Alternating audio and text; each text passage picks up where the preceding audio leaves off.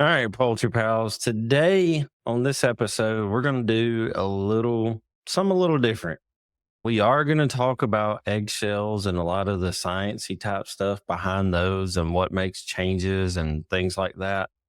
But we get a lot of questions here lately about what's the poultry nerds got going on. Cause Jennifer, especially, I got to give her kudos because she has become a website dang near expert. Oh, no. We use Squarespace for our website. It's poultrynerdspodcast.com. Want you to check it out. Join our mailing list because we've got a lot of exciting things coming up. And there's your opportunity to get on the mailing list, and we'll send out stuff to let you know. Now, we promise we're not going to spam you, and we're not going to sell your email address to somebody in India where you'll get 1 million emails a day. We're not doing that. Nope. But Jennifer, since that, to me, that is your baby, do you want to walk us through what all's on poultrynerdspodcast.com? I think fluid would be a good term using for it. I see a need and I don't see an outlet, and I think, you know what, we can do that. Why not? So I created an old school classified section. Now, this is going to date me like my age and stuff, but back when we got newspapers, you had to read the classifieds and find what you were looking for. There wasn't links you could touch. You actually had to read the post and see if you wanted to call the phone number or whatever. There's actually a lot of people out there that don't have fancy websites. They don't have crazy websites either. They don't have Facebook farm pages. They may not even be on social media. And they need to find a breed or a breeder or a blog or just whatever. They're looking for something, cages, something they are looking for. And I thought, you know what, we could do classified section.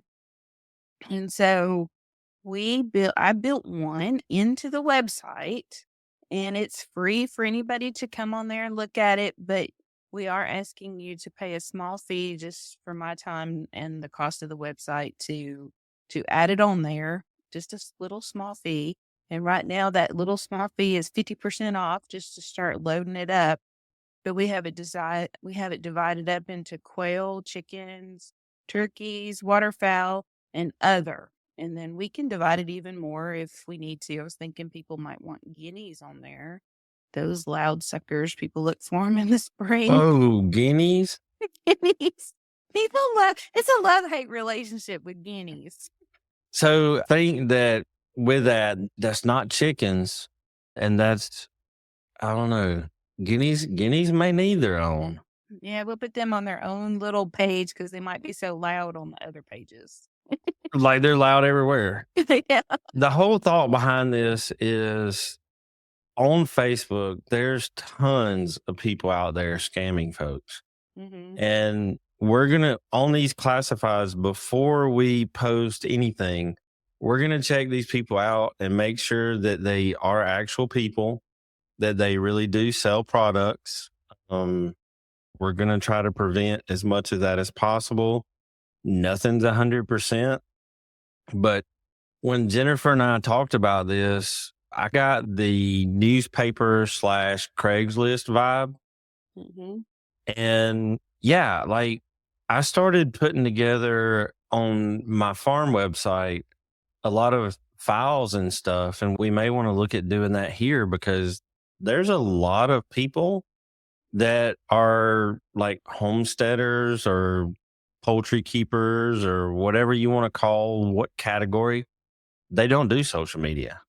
My life might actually have a little less stress in it if I didn't do social media. So I get it. Mm-hmm. And this way people can come here and check that out, because we hit a milestone today, and I'll go ahead and say November the 20th. Boom. That's when we're recording this. We hit a milestone, 9,500 listener or downloads for the podcast. So to me, that's pretty huge. Back in January, we were like, hey, we're going to get together and talk about birds and if people listen, they listen. Fast forward 10, 11 months, and here we are, 46 countries. People are downloading our podcast over 9,500 times. So, yeah, we figured let's put together a web page and make it more of a source for people to get to and maybe learn something. And if there's something else that you find a need for that you think we can, let us know. And if we can make it happen, we will do it. But we have some other big stuff coming down the pipeline. We have some big podcasts coming. We have some events coming. 2025 is shaping up to be a big year. Can we talk about No. Can you talk about next week? I'll get you. Okay. No, you guys have to. I will say this.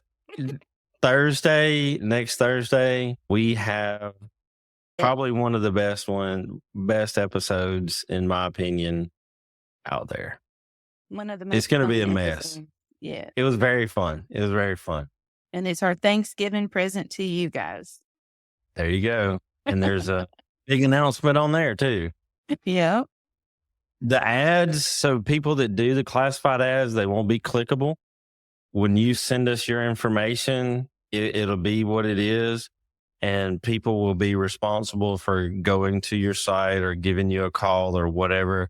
That's another layer of protection to help the end user to know that they're dealing with a real person when they hit that button and hit that person. Yeah, we wanted to be fair for people who didn't have websites or didn't have social media. Plus, make it a little bit easier for me. We're getting close to breeding season and my time will be really limited. So I do the website part of it and Carey does the technical podcast side of it. And so we want to make sure that everything was fair across the board. So each ad will have contact information and then it'll just be up to you to contact the person, just like it used to be in the newspaper. Yep. Yep, but go to the website, poultrynerds.com or poultrynerdspodcast.com, same thing.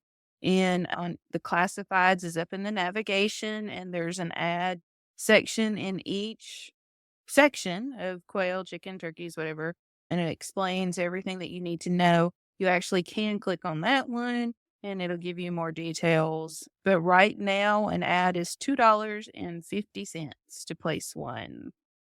And that stays up for a month. Yep. So breeding season is coming. So go ahead and get your ad on there and let's get our community rolling. So today we're going to talk about eggshells. Oh yeah. We see that question a lot on social media. People talk about my eggshell looks like it doesn't have a shell. It's rubbery. What causes that? Or crinkly. Crinkly, yep. Bloody. It's got blood on it. Bumpy. Bumpy, all kinds of stuff. Misshapen. Yeah, not in the nest box underneath the roost bar. So I have to just say this, Carey, and I haven't told you this yet. So I went down a huge rabbit hole and ended up on some government papers and stuff about eggshells and science papers. And anyway, it took, I don't know, it was like hours. And I'm like, oh, my eyes are crossing about these eggshells.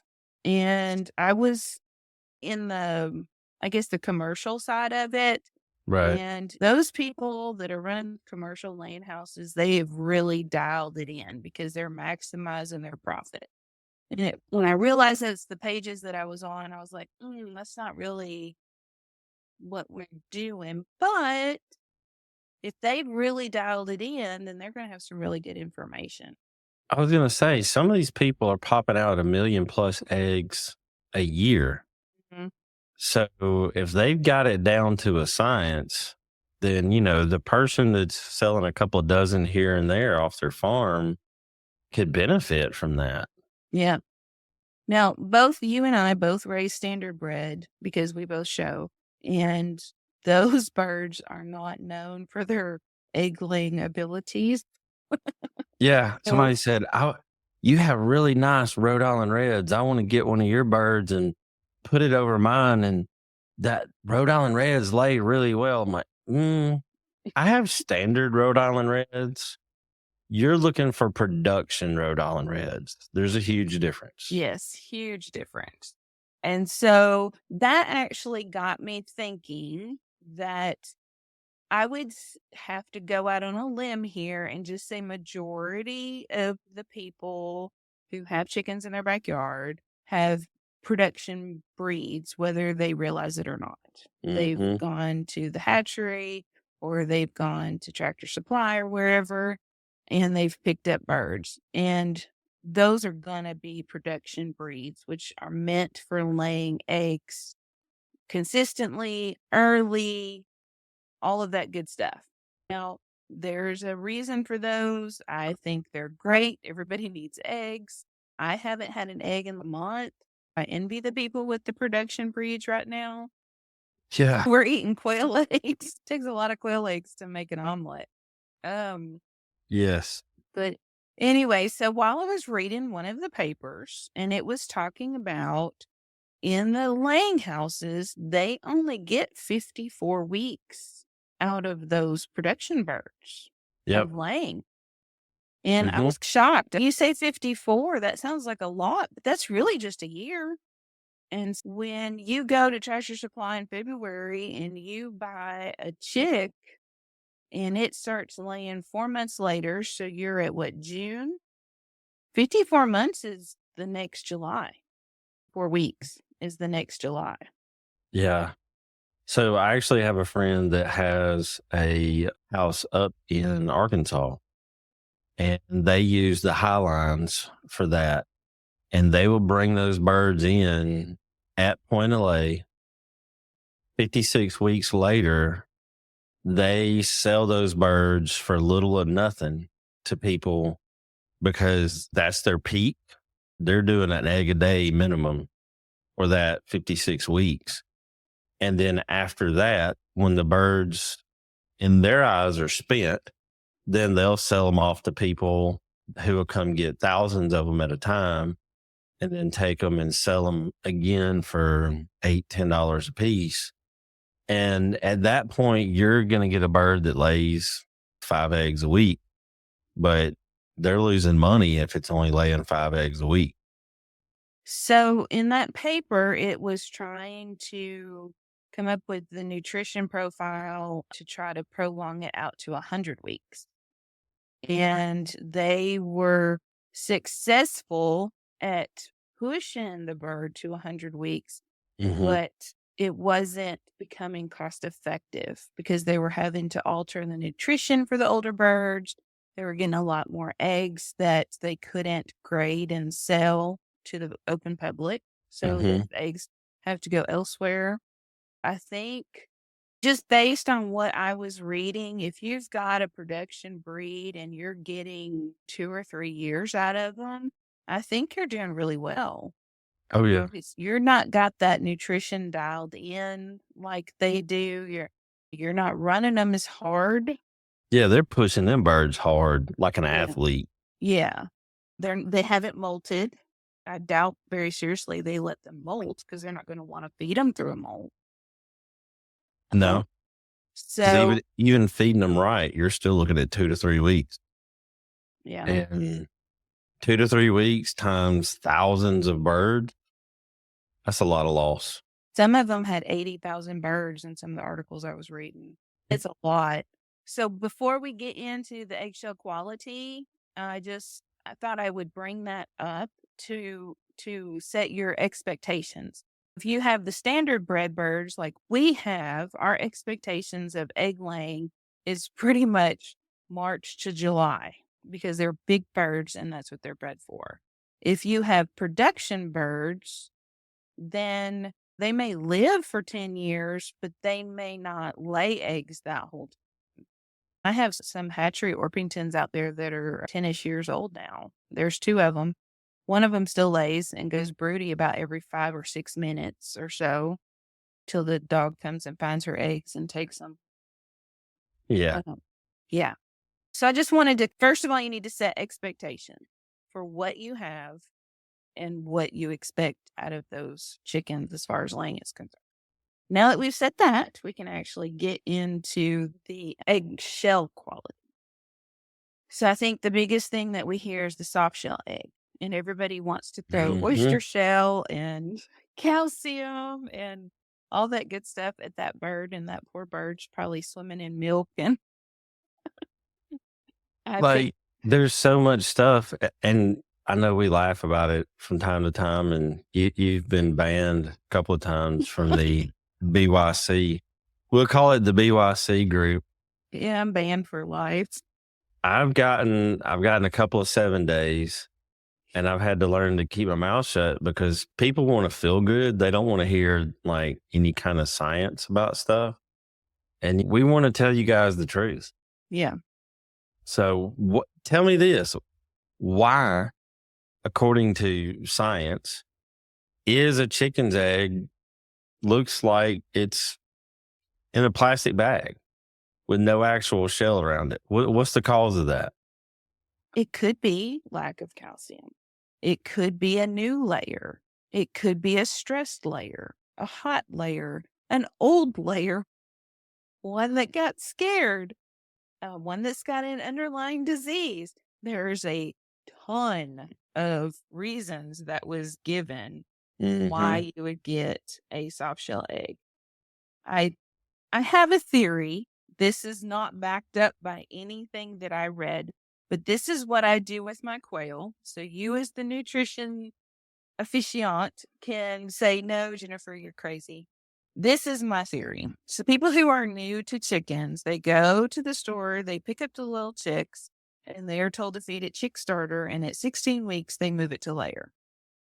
I think No. that is a very poor train of thought.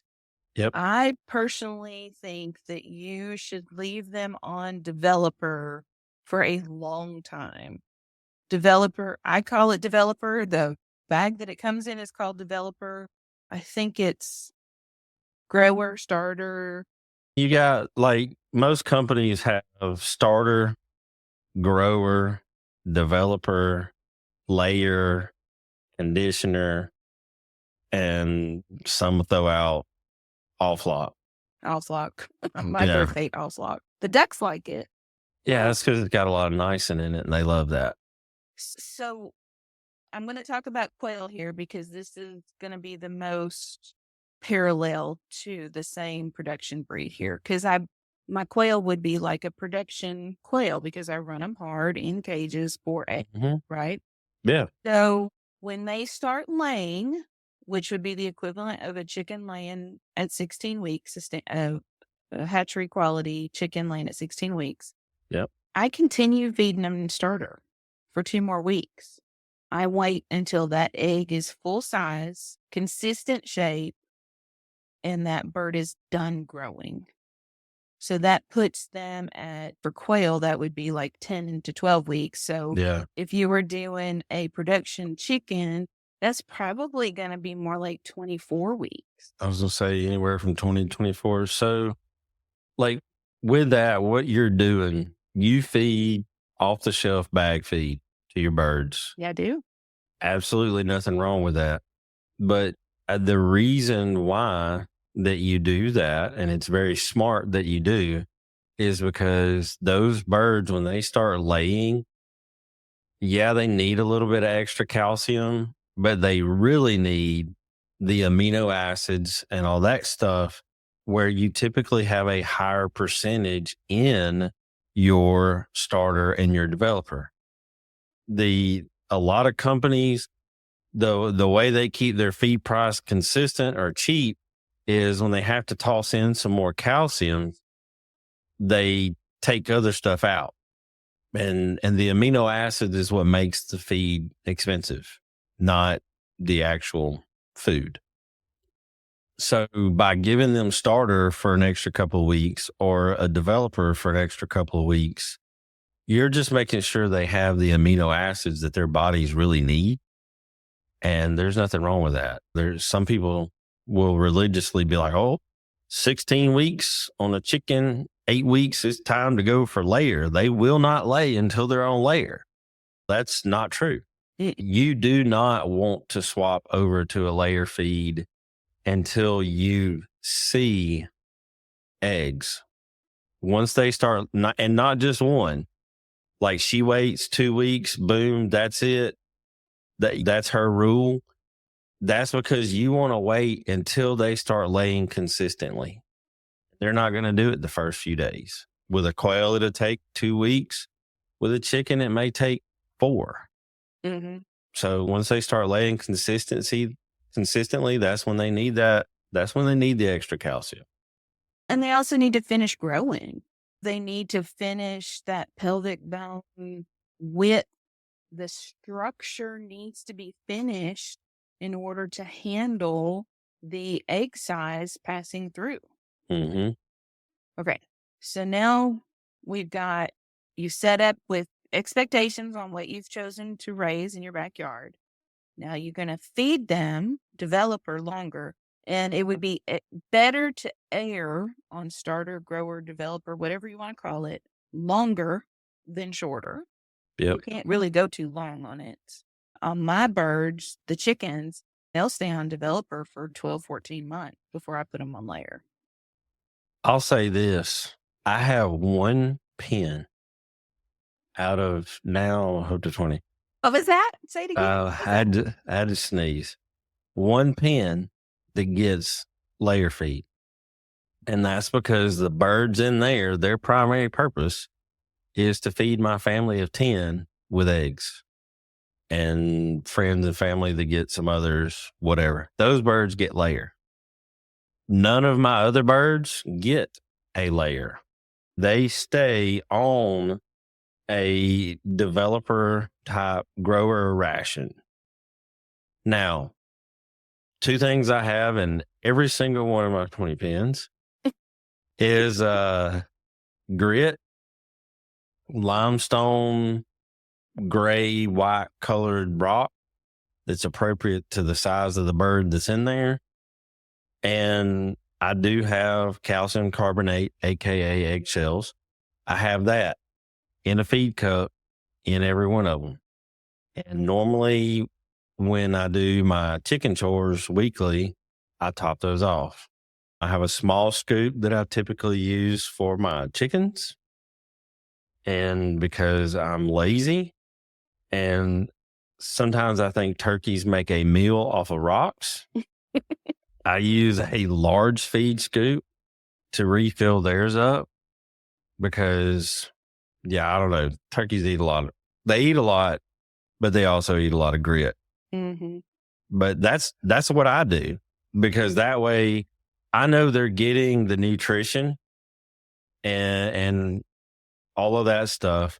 And with all the birds, that my primary function for that bird is to grow it correctly according to standard. I'm not concerned if it's laying me eggs every day. I let it pick the calcium when it needs it because I'm more concerned about it having the vitamins, minerals, and amino acids. Yep. Okay. So now that we have laid out like the foundation here, let me ask you something. How often do you get a soft shell egg? It's been a while. Mm-hmm. Me too.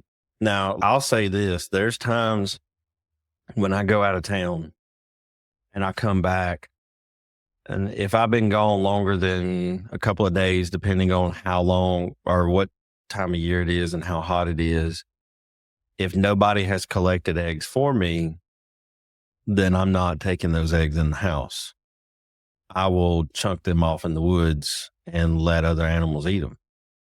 And I can literally take my eggs and throw them, and they will skip across the field 2 to 3 times before they bust. Yeah, me too.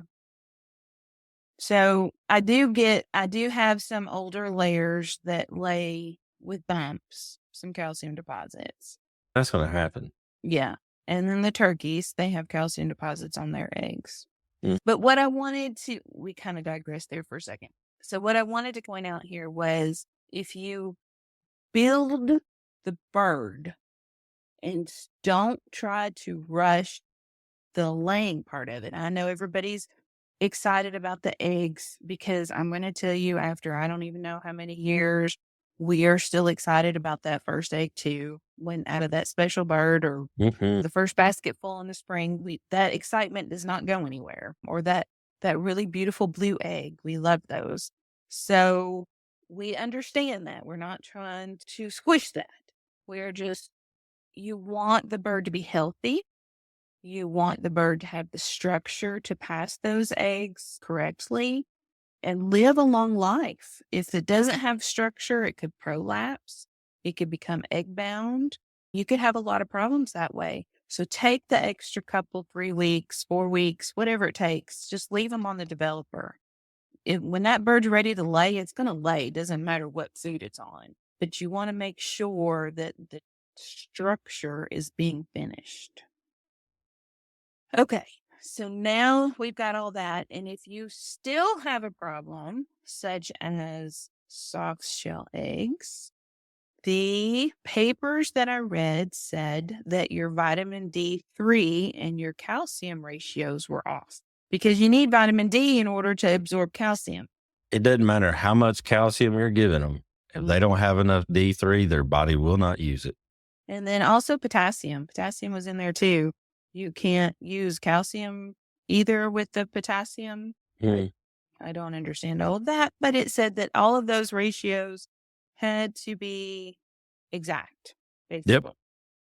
So that's going to go to your feed quality, and don't just throw more mealworms at them. That's not going to fix it. Okay, so then we're going to talk about pimpled or rough eggs with the extra calcium on the outside of them. Now, some birds, like turkeys, that's just a turkey egg. It's just how they come out. So don't be concerned with the calcium bumps on a turkey egg. And occasionally those 2 old hens that I have laying around out there, they lay calcium bumpy eggs. And that's going to be because of their age. Okay, so back to the beginning. What kind of chicken did you get? Did you get a production breed? What do you have? And then set your expectations. So if you're getting these bumpy eggs, is that coming from your 10-year-old hen? If she's a 10-year-old hen, as far as I'm concerned, she can lay whatever she wants to if she's still. I was going to say, at 10 years, she earned her spot.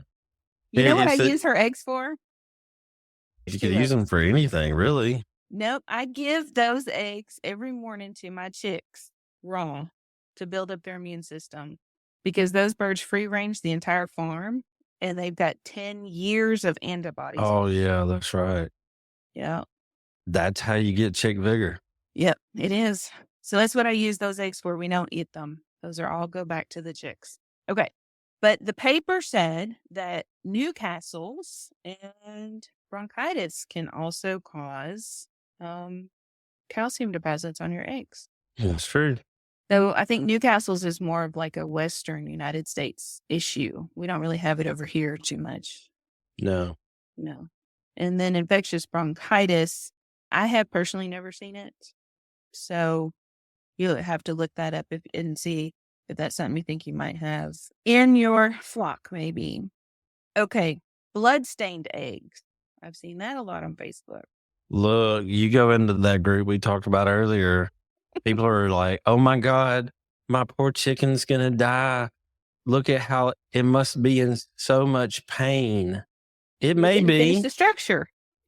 It may be, but if you got it to start laying eggs at 14, 15 weeks instead of waiting until it fully developed, could be your fault. Technically, all that really happened was a broken blood vessel and it's an eggshell. That's technically all that really happened. Now, that could be because you have some cannibalism going on, because your feed ration ain't what it should be. Mm-hmm. You could have your ratios may be off. You could have overcrowding, because I have actually heard of cases where birds would, like, there would be a rooster that was rough and he would peck at the vent and he was rough on the birds. And one day somebody went out and the rooster was dead. The hens literally ganged up on it and got rid of it.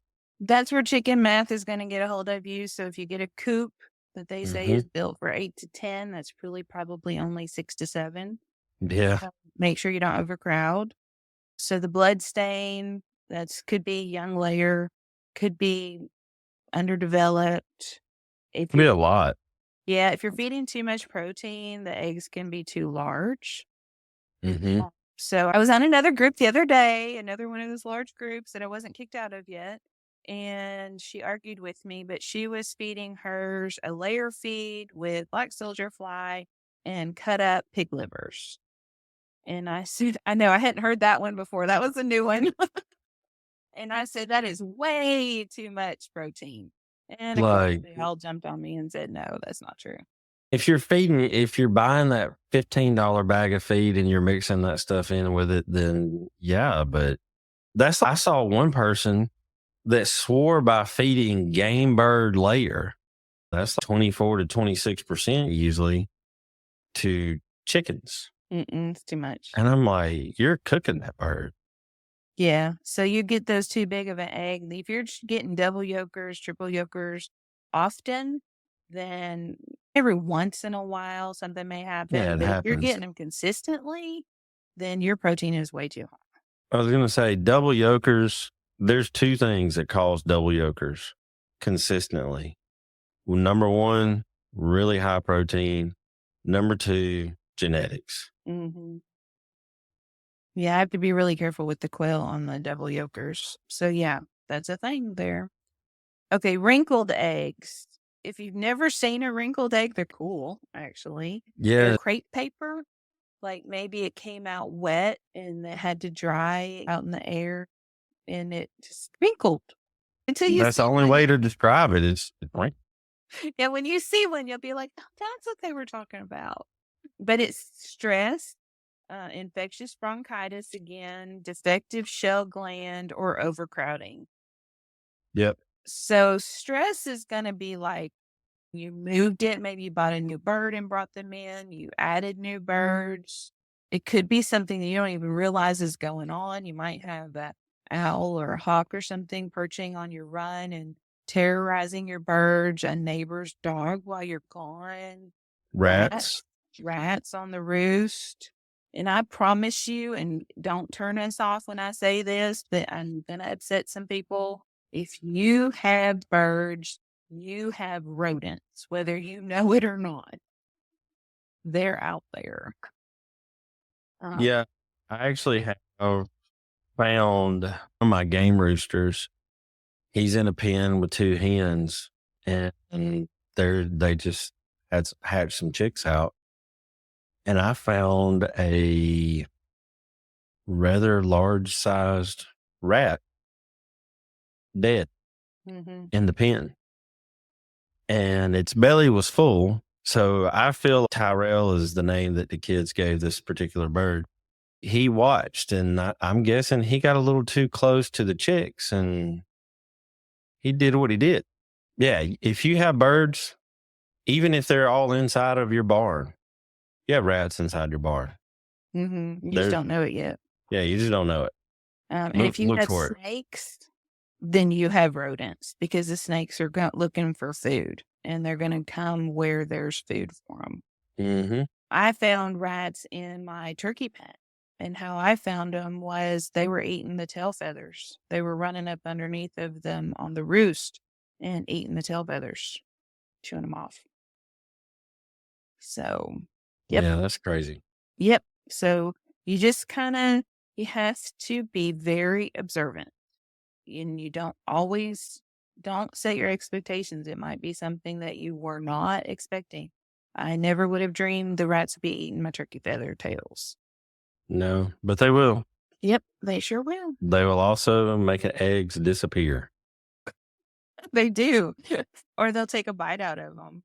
Mm-hmm. Okay, so what are some other things that we have seen on... We have this big graphic right here that we're looking at, and I'm going to add it to the website with the podcast link so you guys can read it. It's also on the Poultry Breeder Nutrition Facebook group. It's up in the files is where I found it because that's where Carey stuffed it. You can find it there. What else is on here that people see? The different bands. A lot of times people say, my egg looks like it's got bands on it. Like the old tie-dye shirts, how they had the different circles around. Mm-hmm. The main thing that causes that is stress. And if you'll look at a lot of this particular document is 20 common eggshell quality problems. Almost all of them, stress is one of the causes. And people sometimes when I'm doing a visit at a farm, they're like, this is what my eggs look like. Why? And I'm like, well, your birds are stressed out. And I'm like, how do you know? Let's look at them. And the birds, they'll look stressed out. And this one particular one was a pretty large farm with no LGD, and they had a donkey. And I'm like, dude, you need to get the donkey with the birds because you've got coyotes. Because I knew where we were and I knew that there were coyotes in the area. And he said, so donkeys, and you put chickens with donkeys? And I said, man, that's the reason why a lot of chicken people have a donkey. Mm-hmm. Is maybe their things don't work out with their LGD or whatever, but if you have coyotes, you need a donkey, whether you have chickens, whether you have goat, even cows. My son, he has on one of his farms, this doesn't have a house. It's just about 130 acres that's fenced in. And he had actually had 2 calves that he had lost to coyotes. Mm-hmm. Gets him a donkey, and he's found dead coyotes in his pasture. Yep. Yeah, don't mix donkeys and dogs. I haven't done it, don't have firsthand knowledge, but I understand that it's not a good mix. No, because the donkey will think that the dog is something that shouldn't be there. I want a donkey so bad. We're getting off track, but I want a donkey so bad, but we have 4 LGDs out there now, so I can't. Your LGDs are bigger. Your LGDs, there's 1 or 2 of them that could get up on a donkey's back and take it down. Oh, yeah, easy. And that's probably what would happen. They're doing their job, though. Yep. So those white banded eggs that you were talking about, stress, or the change in lighting, which I find interesting. So if you just flip the lights on them, so they're going to lay some weird eggs. The misshapen eggs is right next to it. Now I moved the breasts down to the barn a couple of days ago and lit them up for 14 hours and went out there today to see if she had laid me any eggs yet. And sure enough, there's one out there. It looks like a torpedo. So it's working. It's got to work its way out. So. Hey, but if you look at one of the reasons why you have those torpedo eggs, stress. Well, you took them out of their home, put them in a new home. Yep, I did. So and added light to them. They got to get up at 3 a.m. now. It is what it is. Another thing when we were talking about the bloodstain eggs is overweight. If your birds are too big, that's one of the reasons why molting is so important, and changing what you feed them when they molt, because the purpose behind the molt is very important. Number one, it's designed for them to lose weight, and it's designed for them to lose those feathers so the new ones can grow in.